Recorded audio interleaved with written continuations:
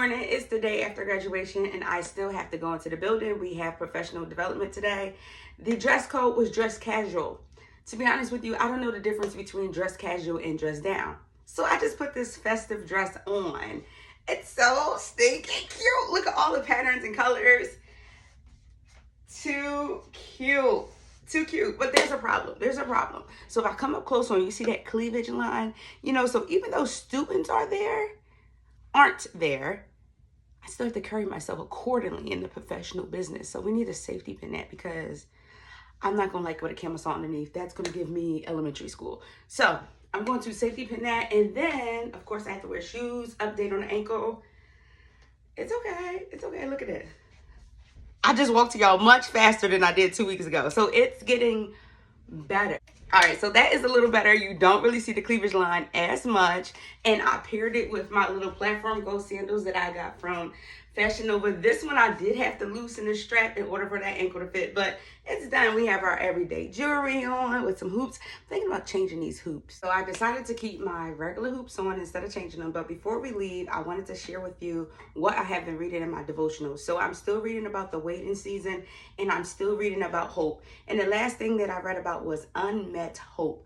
Think of having an unmet expectation. Don't think of a need because God will always supply all your needs, but think of an unmet expectation or unmet want. And when we have those things, we begin to behave like a sick person. We begin to not be our best selves. So I just wanted to point out some things to you that stood out to me. So Proverbs 13:12 gives us wise insight into the effects of unmet expectations. Our hearts can feel sick. Something or someone that is sick, what do? We go to the hospital, we get help. So we need attention. You need intentional care and healing.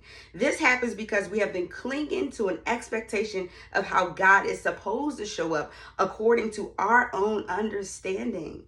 Our understanding like God's. Our hearts can also become sick and weighed down when we attach the burden of outcomes to ourselves and not the Lord. In God, our hearts can experience true healing for the emotional wounds of unmet expectation. That can also feel like the feeling of rejection. First, we must confess to God and accept within ourselves that our hope was not met. Next, we should acknowledge the emotional wounds that may have flowed from that disappointment, whether it's a recurring feeling of rejection, embarrassment, abandonment, or fear of trusting again. Then we are in a position to ask God to help us to stop looking back. He is more than able to provide the grace to move forward.